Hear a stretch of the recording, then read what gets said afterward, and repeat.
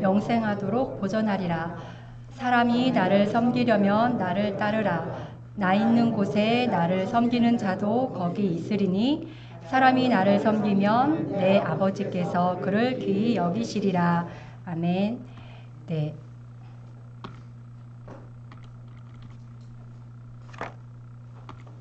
그 다음 페이지로 안 넘어가네요. 네. 먼저 제가 본문 배경을 먼저 말씀드리겠습니다. 제가 오늘 24절에서 26절까지 본문이 속해 있는 요한 12장 초반부 배경을 먼저 설명을 드리자면, 이제 6월절 6일 전에 예수님께서 베다니에 가셨는데, 이곳은 죽은 자 가운데서 이제 살리신 나사로가 있는 그런 장소입니다. 마리아가 비싼 향유를 예수님의 발에 붓고 머리카락으로 씻어 줍니다. 마리아의 행동을 가룟 유다가 비난을 하자 예수님께서 이 행동은 나의 장래할 날을 위해서 한 것이기 때문에 간직하게 하라 라고 말씀을 하십니다. 그 다음날 6월절을 앞두고 절기를 지키기 위해서 모인 많은 무리들은 죽은 나사로를 살리신 예수님께서 예루살렘에 오신다는 소식을 들었습니다. 그리고 그들은 종려나뭇가지를 들고 어린 나귀를 타고 예루살렘으로 오시는 예수님을 맞이했습니다. 이렇게 6월절을 지내기 위해서 이스라엘 본토 사람들 뿐만 아니라 예루살렘에 온 몇몇 그리스인이 와서 빌립을 통해서 우리가 예수님을 보고 싶습니다 라고 말을 하고, 빌립이 다른 제자인 안드레에게 말을 하고, 빌립과 안드레가 예수님께 이제 몇몇 그리스인이 왔으니 어떻게 할까요? 라고 말씀을 여쭈었을 때 예수님께서 오늘 24절, 26절 이렇게 말씀을 하시는 그런 배경이 있습니다. 이제 여기까지 이제 12장의 이제 본문 배경을 제가 간단하게 말씀을 드렸고요. 그다음에 두 번째, 이제 한 알의 밀이 되신 예수님에 관한 것을 제가 말씀드리겠습니다. 24절에 보면 내가 진실로 진실로 너희에게 이르노니 한 알의 밀이 땅에 떨어져 죽지 아니하면 한 알 그대로 있고 죽으면 많은 열매를 맺느니라. 죄로부터 자유로운 사람은 이 세상에 아무도 없습니다. 로마서 5장 12절 첫사람 아담의 불순종으로 인해서 죄가 세상에 이제 들어오게 되었고, 그 죄로 인하여 사망이 세상에 들어오게 되었습니다. 그리고 이 세상에 태어난 모든 사람이 죄를 지었기 때문에 모든 사람에게 사망이 퍼지게 된 것입니다. 이렇게 로마서 5장 12절에는 이에 관해서 이렇게 말씀을 하고 있습니다. 한 알의 밀이 떨어져 죽는 것은 희생과 고난을 의미합니다. 말씀으로 천지를 창조하신 아들 하나님이신 예수님께서 우리처럼 이렇게 살과 피를 가진 우리와 똑같은 모습으로 이 땅에 오셨고 우리가 겪는 모든 것을 겪으셨습니다. 예수님께서는 완벽한 사람이셨기 때문에 우리가 겪는 모든 희노애락 감정과 육체의 고통, 모든 것을 다 몸소 다 겪으신 예수님입니다. 또 죽기를 무서워하며 죽는 날까지 죽음에 얽매여 사는 우리를 죄로부터 자유케 하시기 위해서 모진 고난을 받으시고 죽으신 것입니다. 첫 번째 아담으로 인해서 죽음이 우리에게 왔죠. 그런데 두 번째 아담이신 예수 그리스도께서 땅에 떨어져 죽는 한 알의 밀이 되어서 죄인들의 구원을 위해서 많은 또 이렇게 고난을 받으셨습니다. 예수님이 받으신 고난의 내용을 보면 시편 22편과 이사야 52장 후반절과 이사야 53장에 잘 나와 있습니다. 그래서 제가 몇 군데를 한번 찾아와 봤습니다. 제가 쉬운 성경으로 이제 준비를 해봤는데요. 이제 이게 예수님 이 세상에 육체를 입고 오신 예수님이 이제 많은 고난을 받으시는 이제 그 장면입니다. 한번 제가 읽어보겠습니다. 나는 벌레요 사람이 아닙니다. 사람들이 멸시하고 조롱을 합니다. 나를 쳐다보는 사람마다 깔보고 머리를 흔들며 빈정댑니다. 이사야 52장 14절에는 여기서 그라는 거는 예수님입니다. 채찍을 맞으시고 피를 흘리신 예수님을 보고 그를 보고 여러 사람이 놀랐다. 매맞고 피 흘림으로 그의 얼굴과 모습이 너무 상하여 사람처럼 보이지 않았다. 얼마나 채찍으로 그 뼈가 있는 채찍이라고 하죠. 그 채찍으로 얼마나 맞았는지 사람의 막 이렇게 피부가 부풀어 오르고 피가 뒤엉켜 있는 예수님의 얼굴을 보고 저건 사람이 아니야. 이렇게 사람들이 놀라면서 보인 반응을 표현하고 있습니다. 그 다음에 이사야 53장 3절 그는 사람들에게 미움과 멸시를 받았으며 아픔과 고통을 많이 겪었다. 사람들은 그를 바라보려 하지도 않았다. 그는 미움을 받았고 우리 가운데 아무도 그를 귀하게 여기지 않았다. 예수님은 아버지 하나님의 구원의 계획인 십자가의 죽으심에 순종하셨고 이러한 예수님의 의로운 행위로 인해서 죄인이었던 우리들이 의롭게 되어 생명을 얻게 된 것입니다. 여기서 예수님이 말하신 한 알의 땅에 떨어져 죽는 한 알의 밀알은 예수님을 가리키는 그런 말씀입니다. 그 다음에 자기의 생명을 미워하는 자. 그래서 본문인 25절 말씀에 보면 자기의 생명을 사랑하는 자는 잃어버릴 것이요 이 세상에서 자기의 생명을 미워하는 자는 영생하도록 보존하리라. 한 알의 밀이 땅에 떨어져 죽을 수 있는 것은 자신의 생명보다 뒤에 맺게 되는 열매를 더 사랑했기 때문입니다. 선한 목자이신 예수님은 당신의 생명보다 그분의 어린 양인 우리의 생명을 더 사랑하셨습니다. 예수님이 한 알의 밀이 되어 땅에 떨어져 십자가에서 보혈을 흘리시고 죽으신 것이 바로 그 확실한 증거입니다. 예수님도 완벽한 사람이셨기 때문에 십자가로 가는 길을 예수님도 피할 수만 있다면 피하기를 원하셨습니다. 그래서 이 요한복음 12장 27절에 보면 그러니까 요한복음 12장 27절과 또 마태복음 26장 39절에 보면 예수님께서 마태복음은 이제 그 겟세마네 동산에서 이제 기도하실 때 하나님께 아버지 하나님께 기도하신 내용이고 이 위에 있는 12장은 그 헬라인들이 와서 뵙기를 청한다라고 말씀했을 때 오늘 본문에 예수님께서 말씀을 하신 겁니다. 예수님의 이 기도를 보면 우리가 예수님은 하나님이시지만 우리와 똑같은 성정을 지니신 완벽한 사람이셨기 때문에 이 가장 가혹하고 참혹하고 수치스러운 형벌인 십자가만은 예수님은 정말 이 피할 수만 있었으면 피하고 싶다라는 예수님의 마음을 우리가 읽을 수 있습니다. 그러나 예수님은 당신께서 원하시는 것보다 하나님께서 원하시는 길을 가셨습니다. 이번에는 제자들에 관한 이제 이야기를 한번 제가 말씀드려 보겠습니다. 제자들은 부활하신 예수님을 만났지만 이전의 삶의 터전이었던 갈릴리로 돌아갔습니다.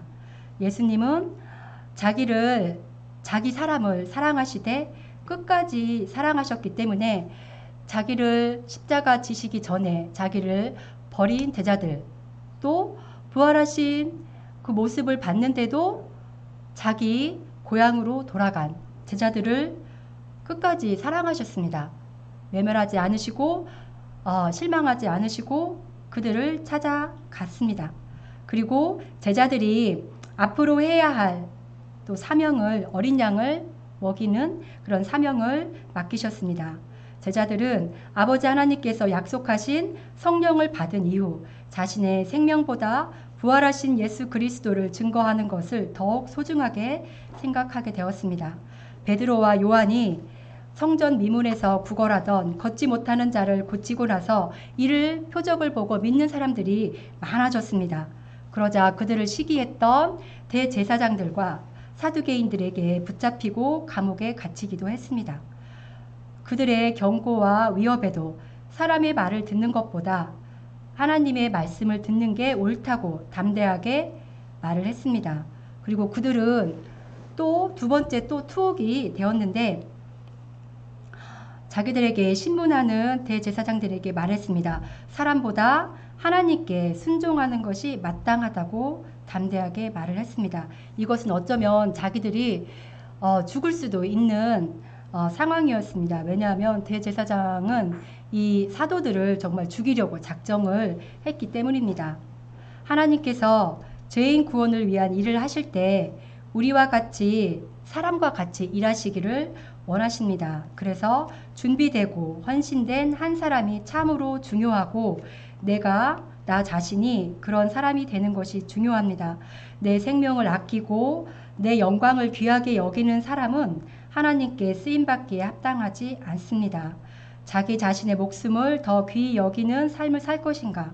아니면 고난을 두려워하지 않고 하나님의 영광을 위한 것을 우선순위로 둘 것인가? 나의 선택에 달려 있습니다.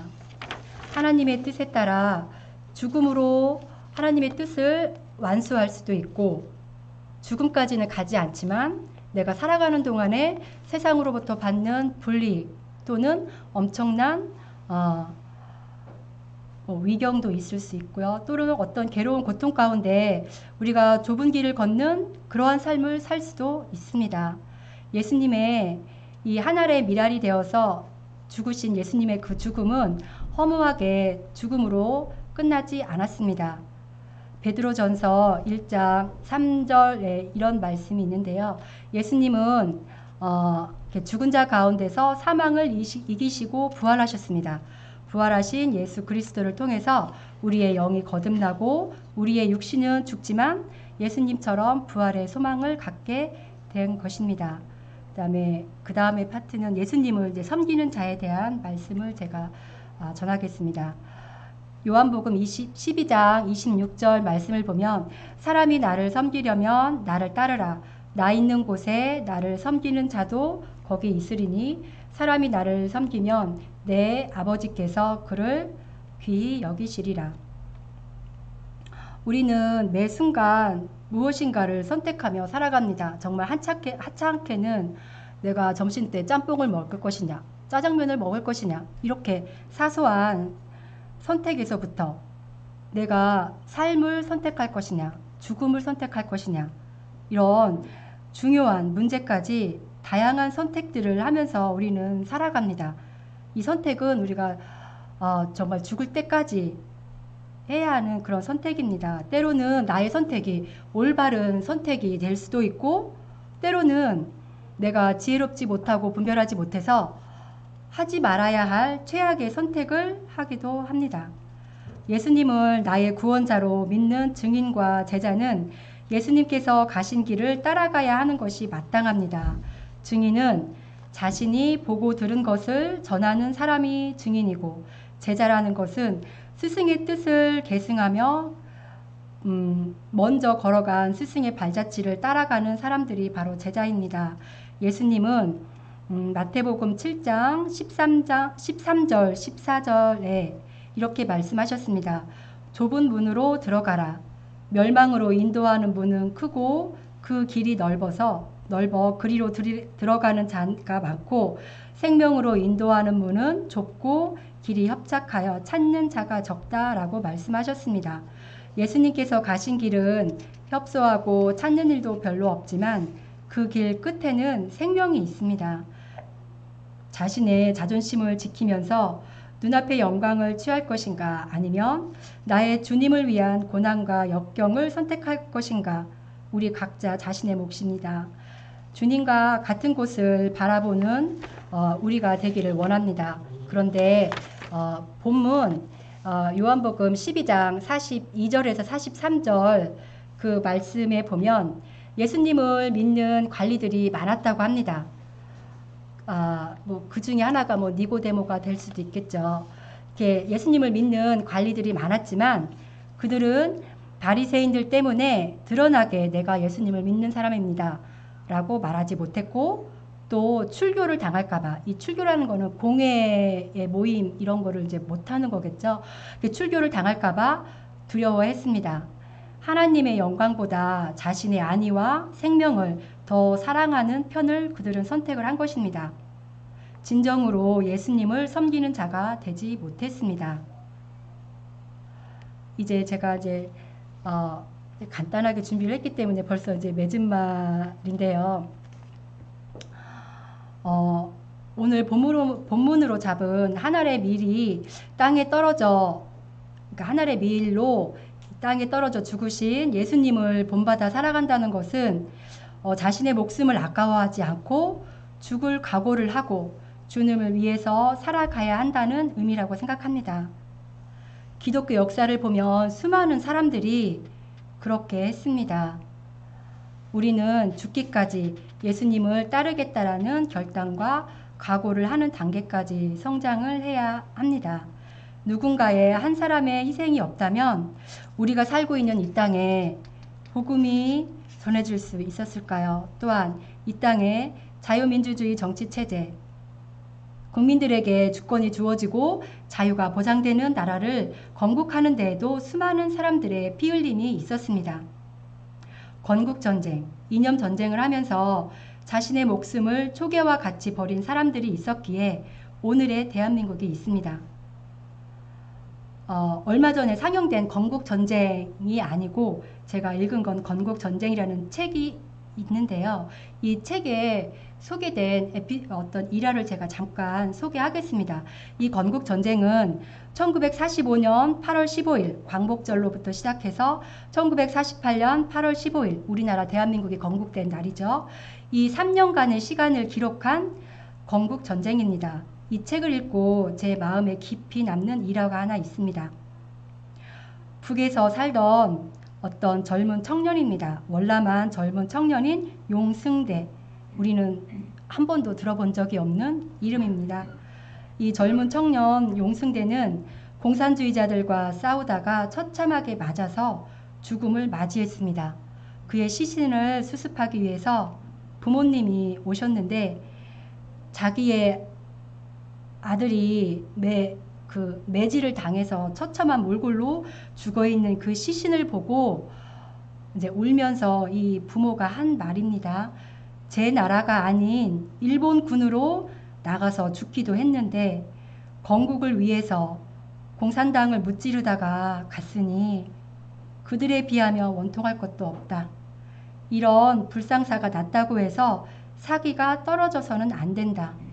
꾸준히 싸워서 이제 이분들은 다 월남한 사람들이에요. 북한 자유를 찾아서 월남한 분들이거든요. 그래서 우리 고향을 찾아야지 라고 말을 했다고 합니다. 이 말은 공산주의자들과 싸운 서북 청년회, 이 사람들은 북한의 황해도와 평안남북도에서 온 사람들의 모임이에요. 젊은 청년들이 공산주의자들과 계속 싸우는 거예요. 죽음을, 이제 목숨을 걸고 싸웠던 사람들의 모임이 서북 청년회라고 합니다. 이 부모가 한 이 말이 서북 청년회의 좌우명이 되었다고 합니다. 우리가 알지 못하는 7, 80년 전에 살았던 청년도 자유로운 대한민국의 건국을 위해서 목숨을 바쳤습니다. 후회함 없이 그 젊은 나이에 목숨을 바쳤는데 우리도 죽기까지 예수님께서 가신 길을 가지 못할 이유가 무엇이 있을까? 이런 생각을 제가 해봤습니다. 우리는 총성 없는 영적 전쟁을 치르고 있습니다. 하나님의 영광을 가리는 일들이 세계 곳곳에서 일어나고 있습니다. 제가 지난 설교에도 한번 말씀을 드렸는데 캐나다에서는 2005년 동성혼 합법화가 통과되었고 그 뒤로 15년이 지난 지금에 와서는 동성애자 목사를 허용하기에 이르렀습니다. 뿐만 아니라 성도 간에 남성, 이제 영어는 남성, 여성 명사가 있으니까 성도 간에 남성, 여성 명사를 사용하지 말라. 그리고 우리 예수님께서 가르쳐 주신 주기도문에 보면 하늘에 계신 우리 아버지여 라는 이런 말이 있는데 하나님을 남성 명사인 아버지라고 부르지 못하게 교리를 바꾸었습니다. 교회 내에서 이러한 배도 행위를 하고 있는 것입니다. 이에 반대하고 있는 교회나 성도들은 이제 교단을 탈퇴하고 있는데 그 교회의 수가 불과 10%에 불과하다고 합니다. 연금과 보험의 혜택을 받지 못하는 불이익을 당하기 때문에 탈퇴를 못하고 그냥 그 교단에 머물러 있는 것입니다. 우리는 용기를 내어야 합니다. 나는 능력이 없습니다. 지혜가 없습니다. 믿음도 약해서 못합니다. 이런 변명을 하면서 뒤로 물러설 수 없는 시대를 우리가 살아가고 있습니다. 우리는 우리 앞에 놓인 두 가지 갈림길 앞에서 어느 것이든 선택을 해야 합니다. 땅에 떨어져 죽지만 많은 열매를 맺는 길을 선택할 것인지 아니면 한 알 그대로 있든지 선택을 해야 합니다. 여호수아 24장 여호수아가 가나안 정복을 이제 거의 맞춰가고 이제는 내가 하나님의 부르심을 받겠구나라는 것을 이제 생각하면서 백성들을 모아놓고 이야기를 합니다. 당신들의 조상이 애굽에 있을 때 섬기던 신과 현재 우리가 거주하고 있는 가나안 땅에 족속들이 믿고 있는 신을 섬길 것인가 선택하라. 나는 오직 나와 내 집은 여호와를 섬기겠다 라고 말을 합니다. 이렇게 여호수아는 여호와 하나님을 믿는 것을 선택을 했습니다. 우리는 늘 선택의 기로에 서 있습니다. 로마서 6장 13절 또한 너희 지체를 불의의 병기로 죄에게 드리지 말고 오직 너희 자신을 죽은 자 가운데서 다시 산 자와 같이 하나님께 드리며 너희 지체를 의의 병기로 하나님께 드려라. 이 말씀에 순종하는 우리 모두가 되기를 원합니다. 저는 이제 이 말씀을 준비하면서 사실 좀 이렇게 간단하게 준비를 이제 해보고 이제 매일매일 이 말씀을 읽고 이제 저 자신을 뒤돌아봤습니다. 그러면 나는 무엇을 선택할까? 저는 굉장히 소심하고 용기도 사실 부족한 그런 사람입니다. 그런데 저는 이제는 뒤돌아가지 않겠다. 뒤돌아갈 수 없다. 이런 결심을 하게 되었습니다. 그렇다고 제가 뭐 엄청난 결심을 막 이렇게 한 것도 아니고 이전에 내가 나의 진리 대신 예수님을 만나기 이전 상태로는 절대 돌아가지 않겠다. 그냥 그 작은 하나의 결단이에요. 큰 결단도 아니고 그런 결단을 이제 하게 되었는데 이것이 그냥 내 생각, 내 입술만으로 내뱉는 그런 신기루 같은 그런 게 아니라 내 행동으로 내 삶에서 이게 같이 일치가 되어야 되는데 일치되지 못하는 저의 이런 일주일, 2주일 이런 저한테 벌어진 몇몇 가지 일들이 있어요. 근데 내 생각은 이런데 내 삶으로는 내 생각이 따라가지 못하는구나.